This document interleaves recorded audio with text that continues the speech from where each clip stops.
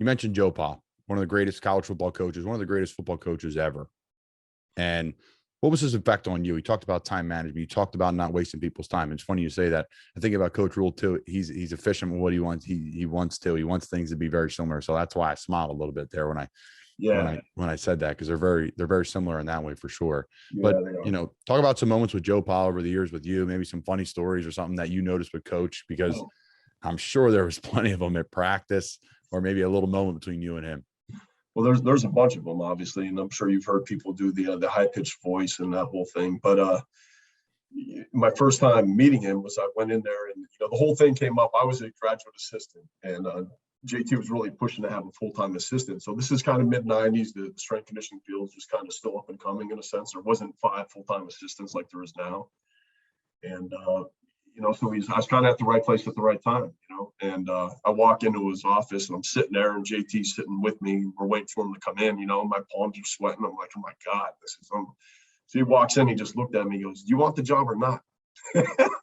and with a smile on his face, I was like, of course I do. You know what I mean? I was like, all right, go get the papers filled out. And that was it. That was my first, that was the interview process for me. So I always thought that was kind of funny, but he was just a real genuine person.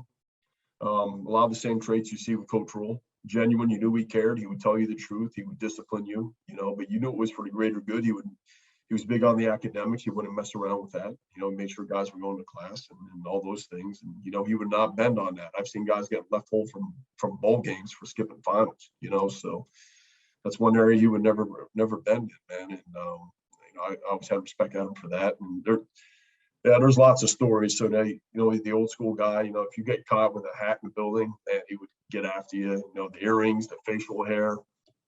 I remember one time we were at a bowl game down in Florida, and just the way it was set up, how Florida is in December, January, it's still pretty darn hot down there.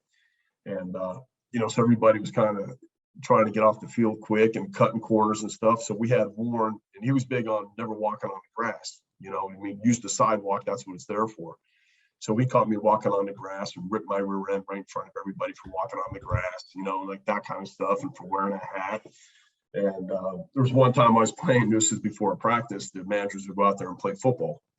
So I'm like, I'm not going to have anything going on. So I go out there and I'm running around thinking I'm 19 again and pull my hamstring. So, that was one of the first of many hamstring pulls that you've seen me have over the course of these years, including last year. But so I'm sitting on the bench trying to stretch out.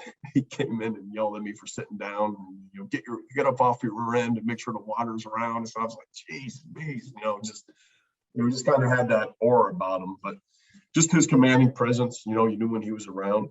He would see things. He'd be on the offensive field and see things on the defensive field, and yell over there. And he just, he just had this way about him. Obviously the respect factor for what he had done for everybody.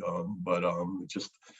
He's just a genuine person, really family oriented, always had your family involved, much like Coach Rule does. And, I'm very grateful for that, you could having your kids at practice has been phenomenal, and in around, as you've seen kids running around the weight room and that whole thing. So, but yeah, it's good times, man. It's just genuine, I guess. I know I keep saying that word, but I think that's a great word for, Coach Paterno, Coach Rule, just genuine people.